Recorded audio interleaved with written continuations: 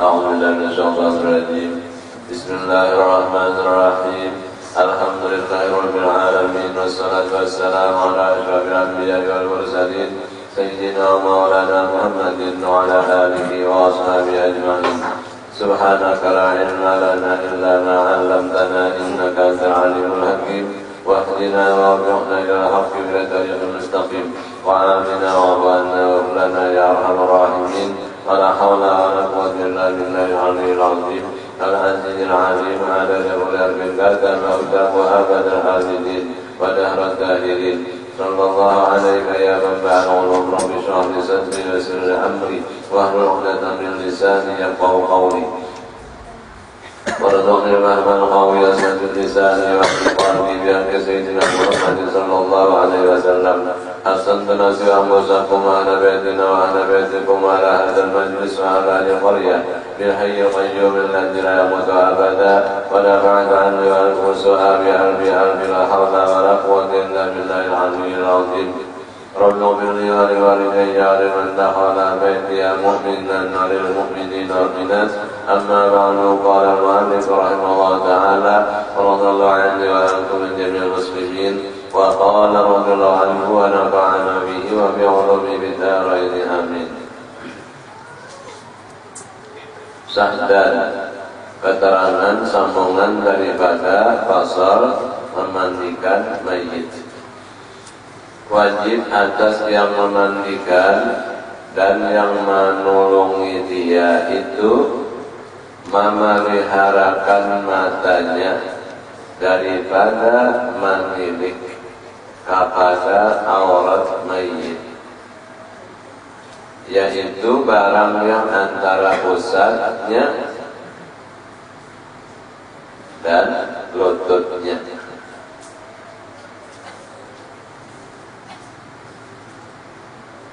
Jadi masih ada kewajiban penjagaan prihatin baik orang tukang pemandian mayit maupun kawannya, pembantu yang menolonginya, yaitu menjaga dan memelihara mata daripada memandang kepada aurat mayit.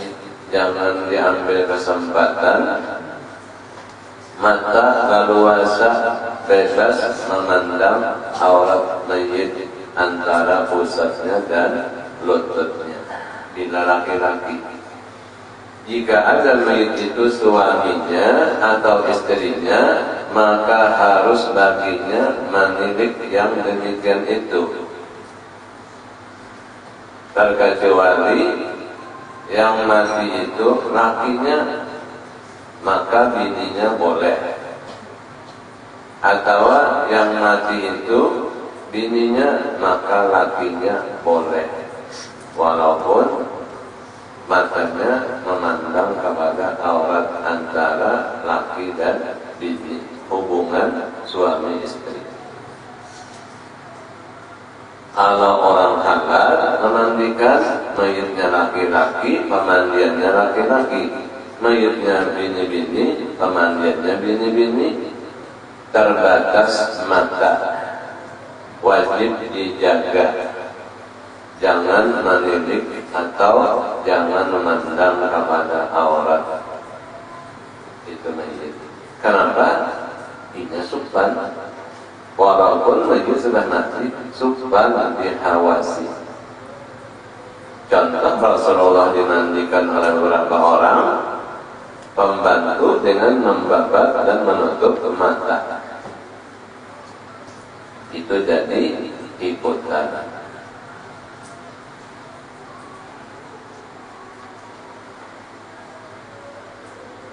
Dan yang mengapalai di pihak keluarga yaitu Sayyidina Ali, selain pada suku sekali dan menantu Nabi.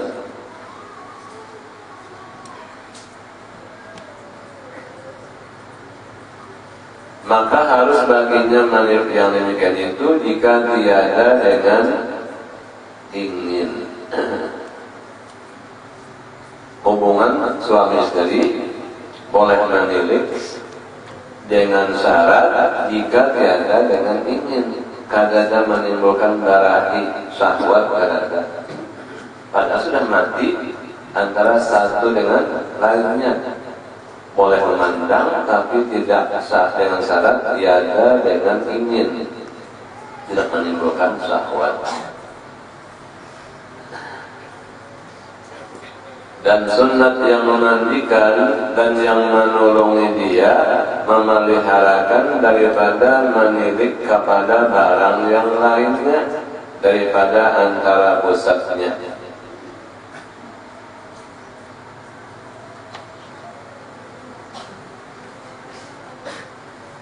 Kalau bagian organ tubuh di luar pada batas aurat, pusat dan lutut, itu pun dianjurkan jangan leluasa memandang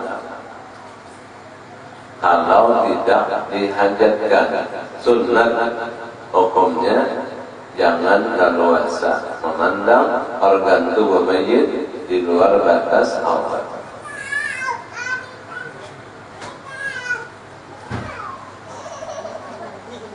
Melainkan karena hajat kepada menilik, seperti mengetahui tempat yang terbasuh atau tiada terbasuh, untuk meyakinkan sampaikan banyu,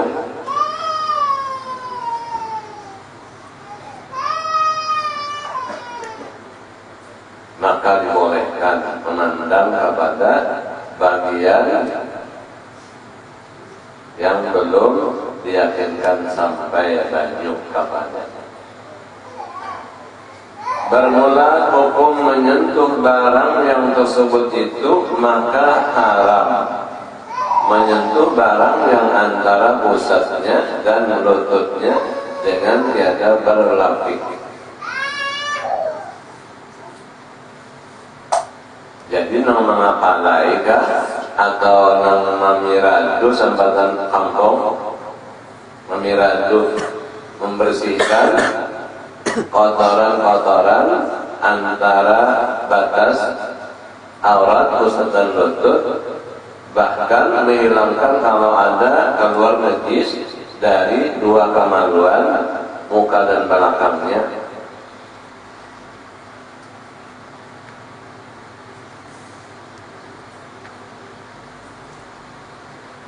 Tidak secara langsung antara kulit dengan kulit, akan tetapi pakai lapik. Seperti menilik, melainkan jika ada mayit suami atau istri, kecuali antara hubungan suami istri. Sekiranya diperlukan membersihkan bagian dalam batas aurat, tidak pakai lapik diperbolehkan. Lain pada itu haram tanpa lapik, tanpa sesuatu yang menghalat antara tangan dengan auratnya. Maka biasa orang yang memiradu membersihkan kemaluannya muka belakang itu dengan lapik, apa pakai kain apa itu, sepotong kain kaci. Dan memintakan yang memiradu itu adalah pihak keluarga mahramnya sendiri. Lamun orang halal mayitnya terlalu lebih subtan pemalunya itu. Lamun mahramnya anaknya kah, dan sanaknya kah,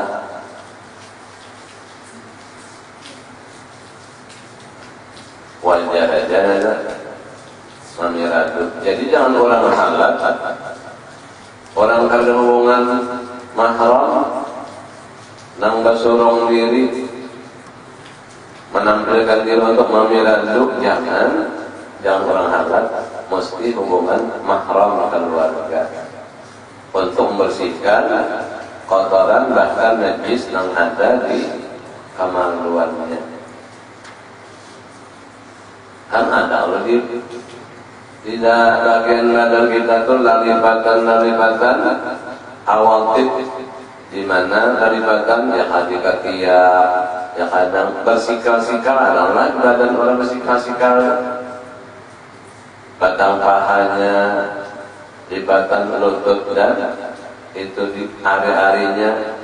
Yang bersihkan adalah pihak hubungan mahram keluarga. Jangan sampai orang halal. Dan sunat bahwa didudukkan oleh yang memandikan akan mayit dengan perlahan-lahan, serta dicenderungkan sedikit kepalanya,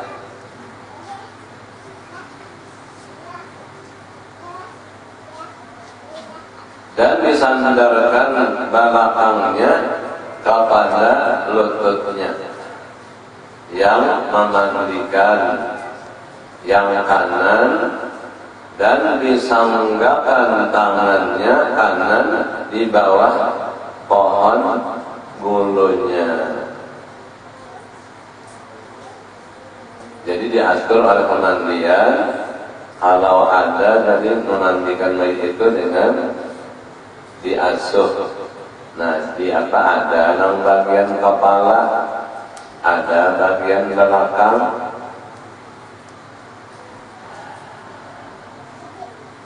dan disanggakannya ibu tangannya di bawah kulit tundunnya, di bawah kulit tundun dan apa itu? Kulit tundunnya, bagian hurufnya lah. Dan disanggakannya ibu tangannya di bawah kulit tundunnya, dan diurut-urut perut mayit dengan kiri berulang dengan ditekannya, sambil mengapalai memandikan mayit tadi,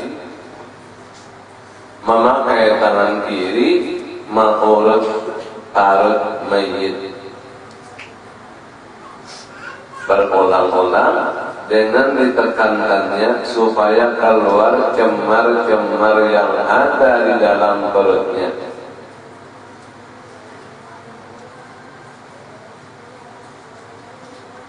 Jadi tekanan melewat tangan kiri yang mengapalai mengandikan, mengurut perutnya supaya mengeluarkan cemar kotoran yang ada di dalam perutnya.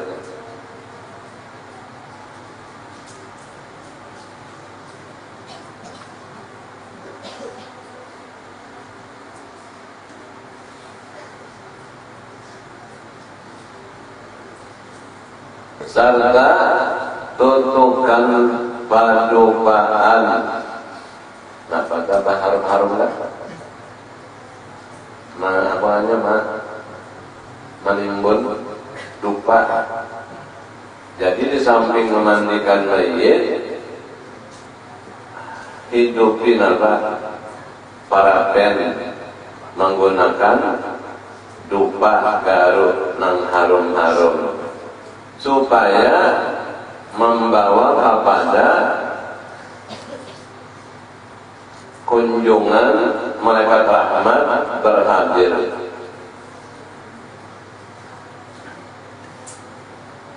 Serta tutukan padupaan, dan diperbanyakkan mencucurkan air atas kubulnya dan duburnya.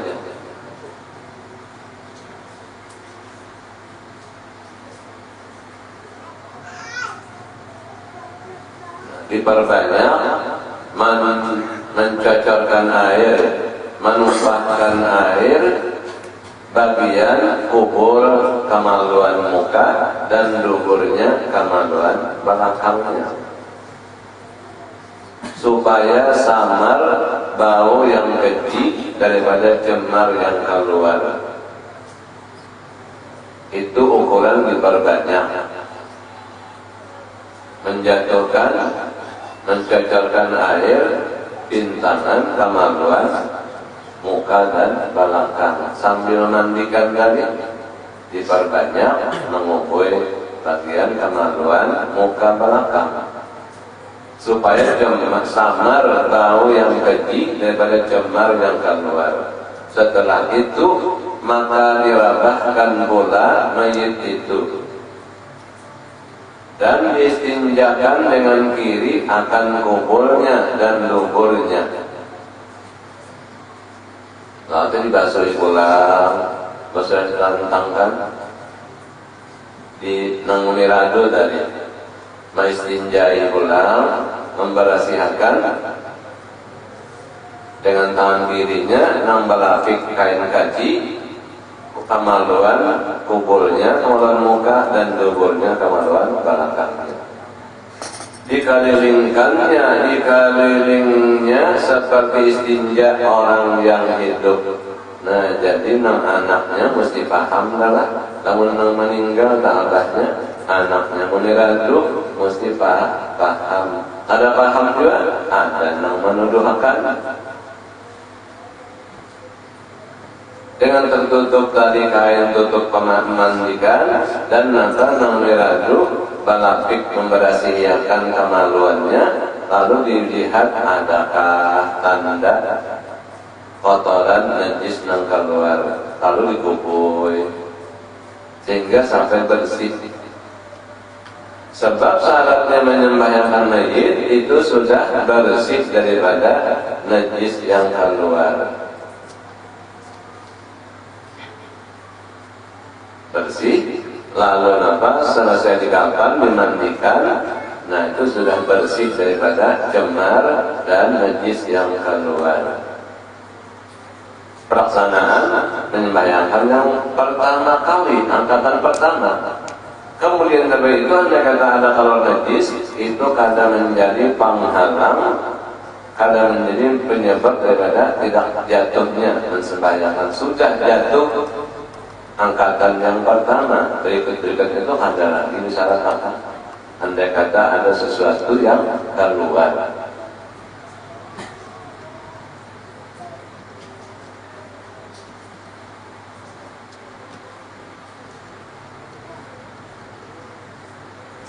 Dan wajib memalut tangannya dengan secarik kain nang memberasihi kotoran cemar muka atau belakang tadi, wajib memalut, membabat tangannya dengan secarik kain.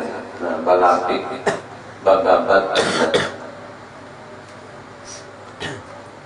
Jadi sesudah membersihkan tadi kalau pakaian kita istinja, kalau dilihat dikeluarkan adakah kotoran.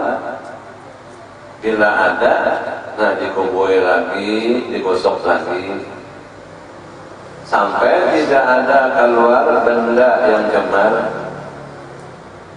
antara dua lubang kemaluan muka belakang, terutama belakang kubur.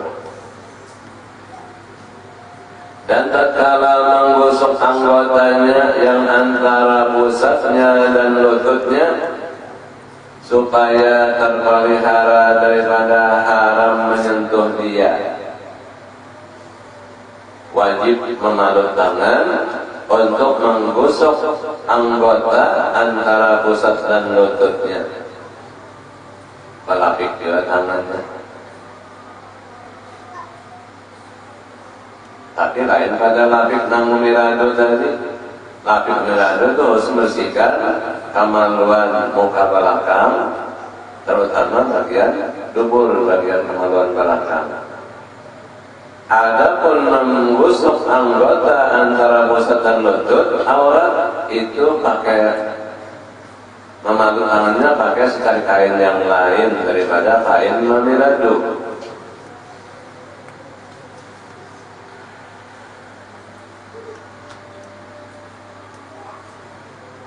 Kemudian biasa ada kampungan bila nang mirado tadi selesai, lalu diberikan pakaian yang dipakai oleh mayit, tapihnya, bajunya, kopiahnya, surbannya, disedekahkan kepada yang memiladu. Itu kebiasaan kampung lah, di mana kampung jadi pakaian mayit yang biasa sudah dipakainya diberikan, atau yang hanyar masih hanyar diberikan kepada yang memiladu. Cuman itu mengambil sedekah mengharapkan mayit itu mendapatkan rahmat dan keampunan. Jadi jangan lupa bersedekah, niat pahala sedekah untuk mayit, seperti tadi menyerahkan pakaian mayit kepada yang memiladu. Ada masalah jangan saja. Di luar pada anjuran lah. Kalau itu hobinya jangan makan nasi lemak pakai yakwadi. Jadi semingguan disediakan aja nasi lemak pakai yakwadi. Ini jangan hobinya. Jadi semingguan andakan aja nanti. Kalau ada anjuran adalah Qurannya, kalau ada hadisnya, kalau ada. Atau hobinya makan lemang pakai intalu jeruk, disediakan sama Allah hari. Rohnya datang yang makan, itu ada di dalam anjuran Islam. Pun hendak sediakan lamang sekalian apa tadi? Bacaan aja, baca Yasin ke tahlil makan sama-sama. Kada menyediakan ke seorang mati doang, nggak kada makan lagi. Mungkin ada di mana daerah adatnya adalah ini datang aja. Ada kurang anak apa lihat tuh. Nang kesenangan arwah, kesenangan almarhum, lalu disediakan, dibiarkan kadang-kadang sampai 40 hari. Ayo dibersedia makanan, bacakan doa arwah, makan di sana-sama. Mayit itu harapakan apa? Makanan rohani, pahala yang dihadiahkan oleh yang hidup. Bukan disediakan makanan, kada perlu lagi itu makan. Merasani ya makan, rasaninya orang sudah mati.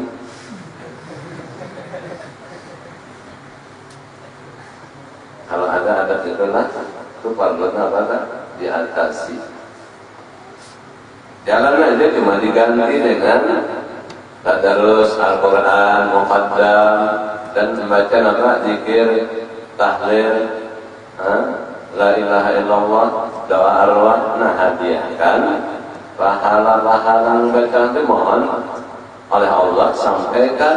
Allah kirim mereka tugaskan menyampaikan WSR itu kepada yang bersangkutan. Alamat lengkap aja. Allah tugaskan malaikat bertugas menyampaikan kiriman WSR dan itu. Pahala berupa makanan yang dijamukan bagi diundang yang disaruh. Makanannya dimakan yang hidup, jangan makanan disediakan yang sudah mati. Orang sudah mati dianggap kayak tanah rumah orang lampu lampu balitaan. Harus adalah diatasi itu. Cara mengatasinya apa? Sediakan aja, cuma dibacakan apa? Yang perlu hadiah. Doa arwah.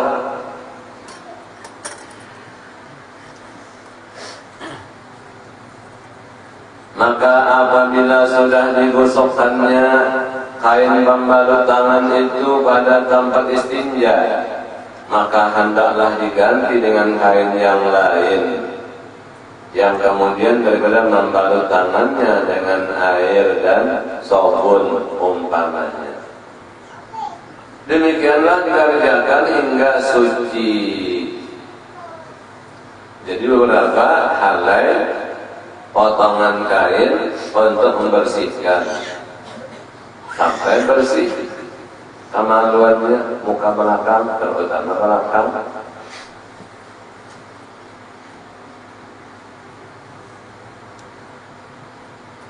Kemudian maka dibalut telunjuk tangan kiri dengan kain basah. Nah, sudah dibasuh tadi istinja bersih. Pakai ulang telunjuk nang dibalut, telunjuknya dibalut dengan kain basah. Maka disugikan akan dia seperti kelakuan bersugi orang yang hidup. Jadi mulutnya disugi, disiwak pakai telunjuk tangan yang sudah dibalut dengan kain basah. Dan jangan dibukakan giginya supaya jangan termasuk air ke dalam perutnya. Jadi sekadar mensiwaki atau melaksanakan bersugi,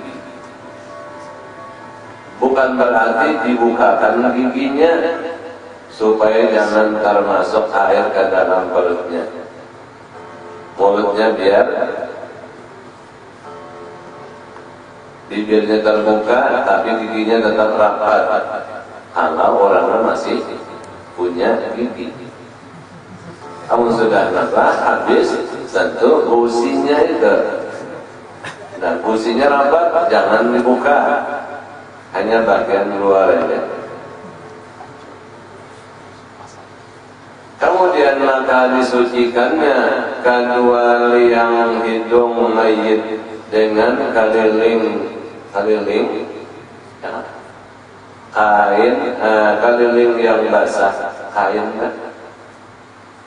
Kemudian maka disucikannya kedua liang hidung mayit dengan kain yang basah.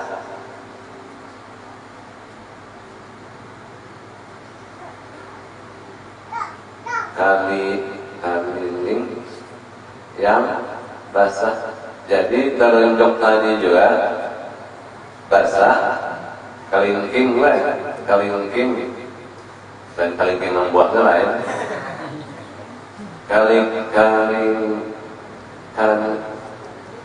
Keliling.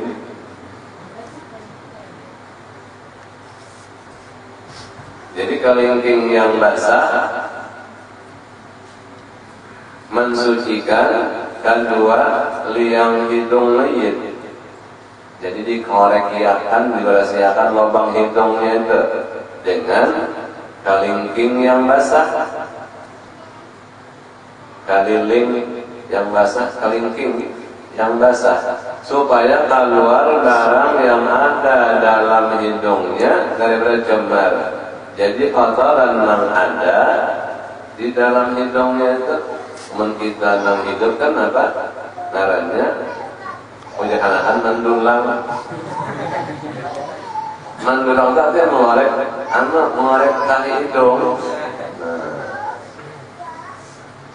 Kamu sudah mati, berasihakan juga lubang hidungnya dengan kelingking yang basah, supaya keluar barang yang ada dalam hidungnya dari bercemar. Jadi berasih bujurlah di mana-mana lubang muka belakang kemaluan dan lubang hidung. Kemudian maka diudukan akan mayit itu seperti wudu orang yang hidup 3 kali, serta dikumur-kumuri dan dimasukkan air ke hidungnya. Dan hendaklah diniatkan wudu sunat mandi juga. Jadi nang wajib mandi.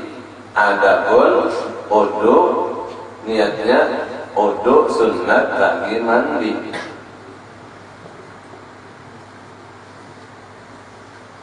Sudah sempurna dimandikan lalu diwudukan. Tadi kan sudah bersih lubang hidung, lubang telinga, dan tatkala dikumur-kumuri dan dimasukkan air ke hidungnya dan hendaklah dicenderungkan kepalanya sedikit supaya tidak termasuk air ke dalam perutnya.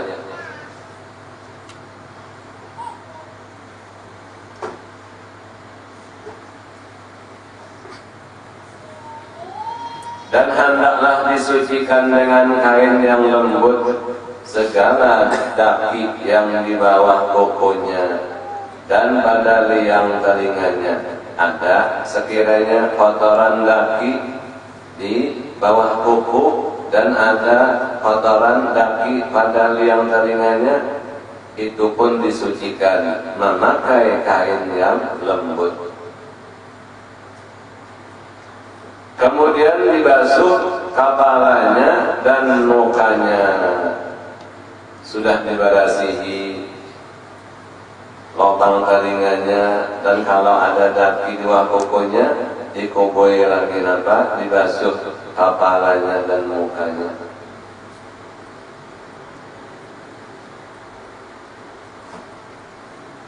Kalau kita masuk naik bati lantang dikubui mukanya itu akan masuk banyak, ada muntungnya lah, nyerap tapi apa? Kalau kita masuk ke telinganya kan hidungnya, mungkin kita naik hidup bati lantang dikubui amulah besar. Artinya ada lagi daya tarik untuk memasuk air ke dalam lubang-lubang badannya itu. Kalau kita makasihnya jangan bati lantang dikubui, bos ya kamu langsangan. Itu ada lagi lah hubungan tentang masuk ke dalam sudah jasadnya mati. Ada lagi apa? Indra.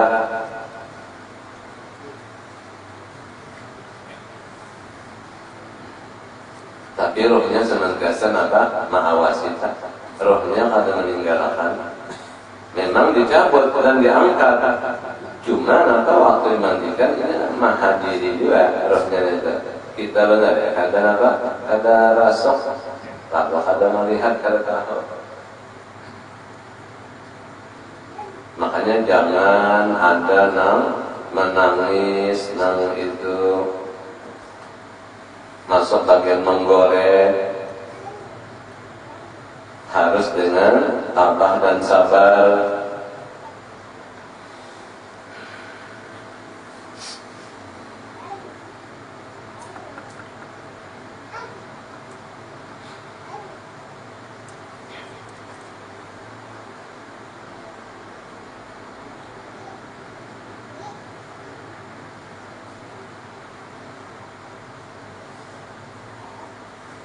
Baginya misalnya kata sambil mandikan merawat itu baca yasin di daerah laki bagus dia mestinya waktu mandikan itu baca yasin sama-sama.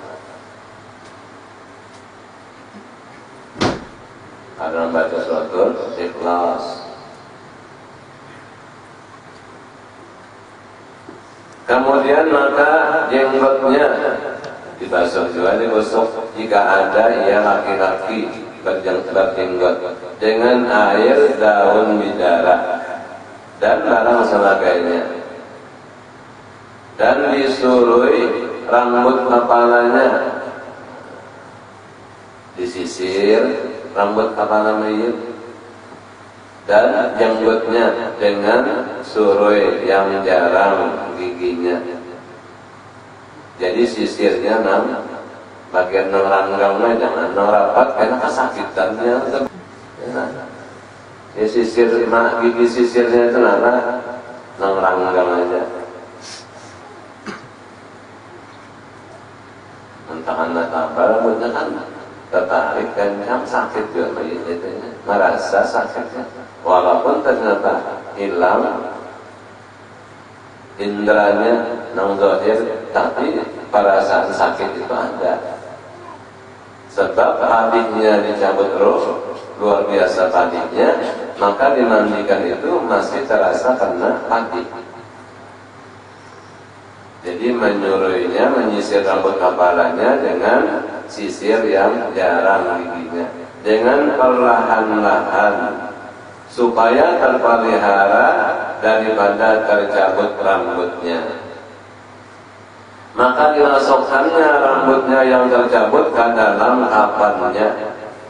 Andai kata ada rambut yang rontok, mengapa dulu? Itu pun jangan dibiarkan terpisah. Di waktu mengkapan, masukkan ke dalam kapannya. Setelah itu maka dibasuh pihak kiri yang terhadapan mula-mula daripada lehernya di sisi mukanya hingga tapak kakinya. Setelah itu maka diherengkan mayit itu pada lembungnya kiri. Maka dibasuhnya sebelah kanannya yang terkabelakang mula-mula daripada yang di sisi kulit tundunnya hingga kakinya. Setelah itu maka diherengkan pula pada lambungnya kanan, maka dibasuh sebelah kiri badannya terkabelakang bagian belakang mula-mula daripada yang di sisi kulit tundunnya hingga kakinya. Dan tiada diulangi membasuh kepala dan mukanya karena dipadakan dengan basah yang dahulu masih basah. Hanya hendaklah membasuh badan, bahwa ditinggalkan kepala dan muka, dan dimulai dari lehernya yang di sisi kepala muka juga, dan disunatkan sekalian air pembasuh yang tersebut itu dengan air bidara, kemudian dibasuh pula seperti kelakuan yang tersebut itu dengan air yang menghilangkan dia. Menghilangkan bidara tadi air yang biasa. Setelah itu maka dibasuh pula dengan air qurah, yakni air yang semata-mata, yakni tiada bercampur dengan bidara dan tiada air pembasuh air bidara. Dimulai basuh daripada kepala hingga kakinya seperti kelakuan yang tersebut itu. Ini bacaannya aja lah. Mun prakteknya itu petugas pemandian sudah menerima hukum fardu ain tukang pemandian.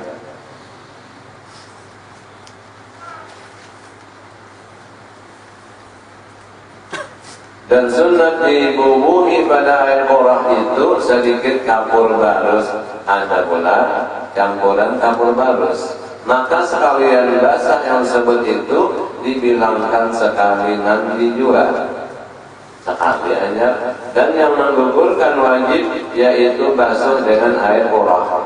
Jadi air yang asli kada ada campuran apa-apa. Adapun basuh dengan air bidara dan basuh dengan air yang menghilangkan dia bidara, maka tidak menggugur wajib mandi dengan menghilangkan dia. Ini pelaksanaannya bagi tukang pemandian. Pahamannya adalah ada kita ada apa? Ada petugas memandikan, jadi apa yang ada tertulis ini itu cuma teorinya lah, prakteknya bagi petugas. Summa qala syahdan wallahu subhanahu wa ta'ala.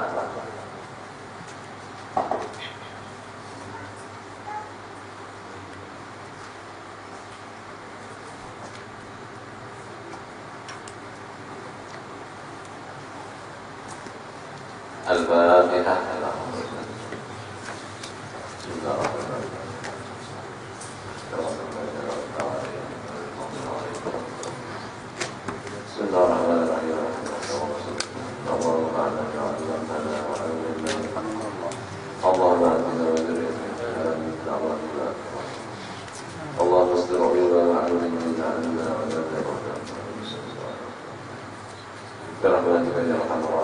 Wa sallallahu alaihi wa sallam wa ala alihi wa sahbihi.